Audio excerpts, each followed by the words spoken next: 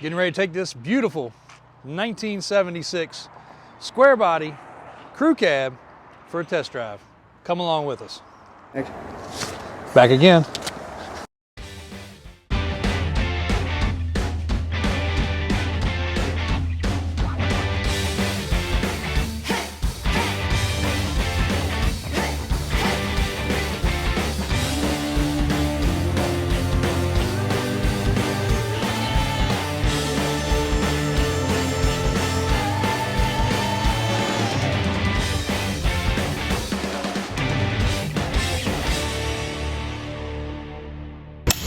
That's a wrap. We out. All right, guys, taking you along for a little walk around and test drive video of this 1976 square body K20. We call it a cab swap. I'll explain that as we're driving, but I want to do a quick walk around and I want to show you guys how we do this when a customer's buying one of these vehicles, because this might be you one day buying one of these vehicles. In this video, normally we're just sending it straight to the customer, but because of the length of it, we're loading it here on the channel because we want you guys to also be involved seeing a cool crew cab square body 3+3 truck. So we'll do a little walk around. Typically I'm just doing it with the camera, or AJ's doing it, or Christian's doing it, but this is our section to answer questions for a customer if they want something zoomed in on. Sometimes we even do it by FaceTime. So however you'd like to see the videos on any of our vehicles, no matter how big, how small, what they are, we're happy to do it. So on this particular truck, again, we've already said it's a cab swap. It's got a newer interior, but it's a 76 front end. They did a good job of making the wipers work because those wipers would have come out of the regular cowl. So for those guys that don't think you can swap one backwards, a lot of people put a newer front end on an older cab. This is the backwards way of that, but it does work. The wipers are there. We adjusted the wipers because some of the videos you see, they're really up high. It also depends on where you turn them off, where they retrieve to. The bright work around here could be different. Most of the time we actually go with black because the chrome after about a year, 2 years looks like this nowadays. So that's acceptable, but black would look okay also. It is a 20, 8 lug, 3/4 ton front end. Should be a Dana 44. I'll peek under there in a second.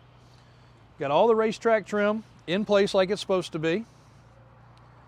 And walking down the side of the truck, it's a little dusty and dirty because we did just move it from the other facility, but not bad. These pieces of trim on the side always puckered. It does have a couple extra screws holding it in place properly. Here too. Blazer style rear bumper, keeping the back end a little sleeker looking. Rear hitch, and if you look under it, you'll see the dumps. We did do new tailpipes and exhaust underneath this truck. This is a big block. I believe 468. I do have a dyno sheet on this motor in the file folder, made just shy of 500 horsepower. So good motor. Got a quick fuel carburetor, spray-in bed liner, hideaway ball for the bed. We do not have the hideaway ball, but that's where it would go, as well as the other holes there would be where the receiver pieces are for your chain. Brand new 35-inch tires, approximately 2 inches of lift on this truck. Method wheels, 17-inch, so they clear the brakes properly, kind of have that cool beadlock look that everybody's kind of going for. Same thing on this side, a couple extra screws in the trim, making sure it's not waving. Little smashed in spot right here. And the good news is, this trim is still available. I actually got this trim for my truck for Christmas present from my brother, and I two-toned my personal 74 Chevy, almost this, except for it's red and white. So this trim is still available for you guys that are searching for it. I don't know where he got it from, but he did order it in for me. It's got the cab trim on the back, and it still has, a lot of people shave those off, but they're still there. No real imperfections to speak of. The rocker panels have been repainted. It had rock guard on it, so it wasn't rusty, but it did have rock guard on it. We had that chipping off, so that got resprayed. This truck even still has the dual tanks and still has these shields on the tanks. These coming off will hide the tanks a lot more, but they are there, and that's pretty well preserved, so we left them in place. Pretty nice. No real other objections to speak of coming around the truck. I mean, you know, a little rock nick here and there, a couple little scuffs where somebody's leaned over the hood, you know, working on it, stuff like that. Quick fuel carburetor, Edelbrock intake. Big block short valve covers so that the air condition still fits on this truck, and the air condition does work as said in the other vehicle videos. Cleaned up some of the wiring under the hood. New throttle linkage here. A lot of stuff underneath the hood here came from Davis Off-Road. They had that in stock. In the speed shop section, got the dual fuel feed for the carburetor, new braided hose here. Basically everything from the fuel pump up we have redone. Still has the original lines and everything else in the back. It does have a upgraded distributor. The wires are nice and clean, routed through a loom like they should be. It does have headers and AFR heads on this motor. So they use some good heads. Belts are all nice and tight. Everything's good there. And again, like I said, power steering, power brake truck with air condition. Pretty darn cool. And nice size radiator. So that's all the gist of here.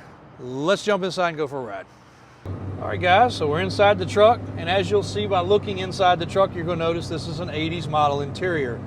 So again, they have donored the cab on this truck, more than likely because it was much more solid than the original cab, probably onto the chassis for the 70s model truck. Inside, your creature comforts are nice. You got your vents. This is in great shape. We are going to get a replacement panel here that matches the luster of this because that's brand new. A little chilly today, so we do have the heat on, and you do notice a little bit of wind noise around the vent windows, per typical for these trucks. Headliner's in great shape. Dome light actually works. We'll switch the tanks over here. You can see the fuel gauge actually pop up. We're running, we're keeping up with traffic, so the speedometer's running a little bit slow. We're probably running about 45. We could check it with the GPS, but the speedometer's gonna be off by about 8 miles an hour, probably 8 to 10. You've actually got a pretty cool little digital gauge here for the fuel mixture. I don't know if you'll be able to see that, AJ. But oil pressure's working good, temperature's coming up, voltage gauge is working, and we actually replaced the orange selector on the printle.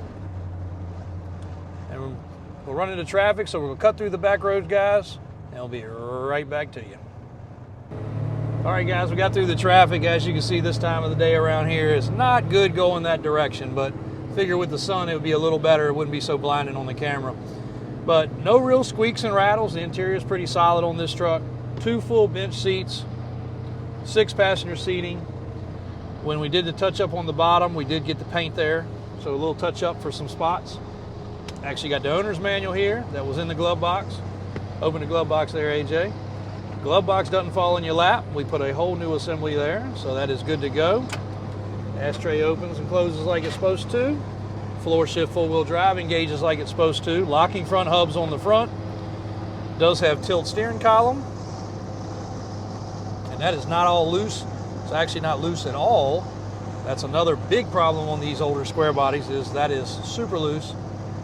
And you can see the truck is not wavering all over the place. It is a small lift on this truck. Couple inches, 35s. And it's rocking down the road very straight. It does not pull the steering wheel out of your hands. Get on this grade right here, I'll show you guys. Steering wheel off. It's a very slight little drift. Not bad, no smoking brakes, no stuck calipers, nothing odd. Actually, this is probably a little better section right here. Again, we're running about 45 miles an hour. The truck tracks very well. Did not try the cruise control, but might not be going fast enough to do that. Does not appear the cruise control works, but it is still all here. Had to look under the hood to see if it's all still under there. I doubt it's under there because of the modified motor. It's very hard to get the fuel, told a guy the other day, it's a lot different than fuel injection and fly-by-wire on the pedal. You actually, on these trucks, when they have cruise control, it actually pulls the actual throttle. It actually is a small chain that pulls the throttle to hold the cruise control in place. So very primitive, but it works. So for this new owner, he's considering doing the plaid, and we have actually ordered the plaid color to go in right here up these center sections just to get rid of the old school Chevy symbols. Again, that's about the only thing that dates this truck a little bit. And I think that was a great idea. And matter of fact, we ordered enough to hopefully, possibly be able to do the door panels. We won't know till we experiment with it. We're not going to experiment with these door panels because they're actually in good shape, front and back. These are Suburban door panels, and they're actually in very, very decent shape.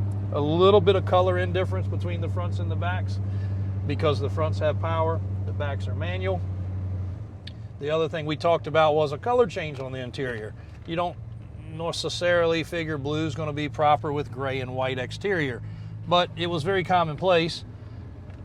But the problem is doing a color change. A lot of this stuff here, even though you could dye it, it would not really hold up that well.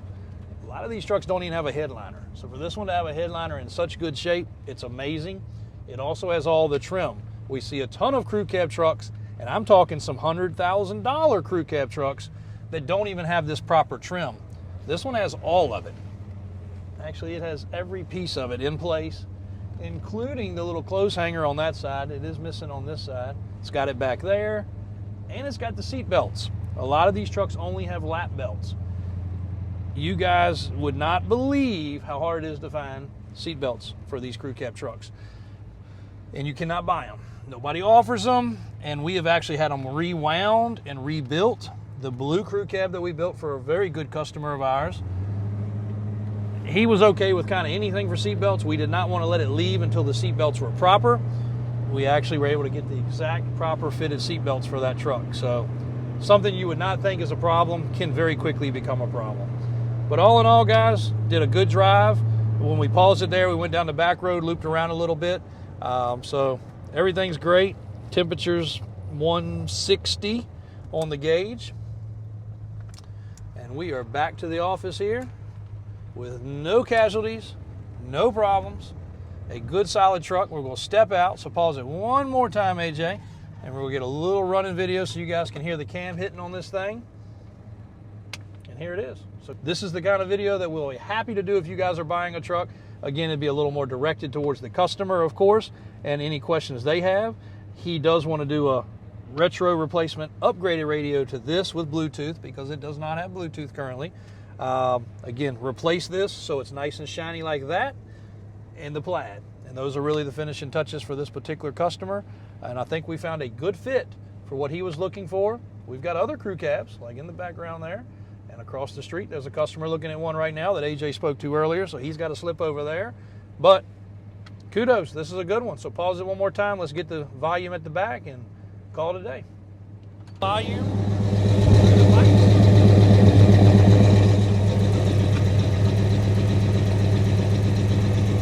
Pretty mellow. Idles in traffic fine. Idles here, no problem. A good all-around driver.